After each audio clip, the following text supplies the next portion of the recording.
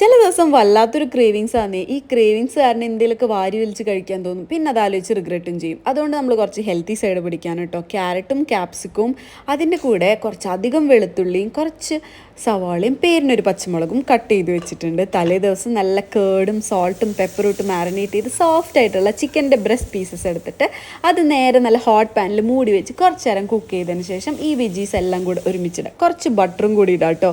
എന്നിട്ട് നല്ല രീതിക്ക് സോട്ട് ചെയ്തെടുക്കുക. ഹൈ ഫ്ലെയിമിൽ വെക്കുക. എന്നിട്ട് നമ്മളുടെ സോയാ സോസും ടൊമാറ്റോ സോസും കുറച്ച് ഒഴിച്ചു കൊടുക്കുക. സോസ് നിങ്ങൾക്ക് ഓപ്ഷണലാണ്, വേണമെങ്കിൽ ആഡ് ചെയ്യാം, വേണ്ടെങ്കിൽ അവോയ്ഡ് ചെയ്യാം. ആൻഡ് ഇതിലേക്ക് നമ്മൾ സോൾട്ടും പെപ്പറും നമ്മുടെ ടേസ്റ്റിന് ആഡ് ചെയ്തു. മുട്ട ഞാൻ സെപ്പറേറ്റ്ലി ഒന്ന് കുത്തിപ്പൊരിച്ചിട്ട് ഇതിലേക്ക് മിക്സ് ചെയ്ത് കൊടുത്തു. കുറച്ചധികം ലെറ്റസും കൂടെ വാരി വെതറി ഒരു പച്ചക്കറി തോട്ടത്തിൻ്റെ ഫീല് വരുത്തി. അടിപൊളി ടേസ്റ്റ് ആയിരുന്നു ഗൈസ്. സത്യം പറഞ്ഞാൽ എഡിറ്റ് ചെയ്യുമ്പോൾ എനിക്ക് വായിൽ വെള്ളം വരുവാണ്.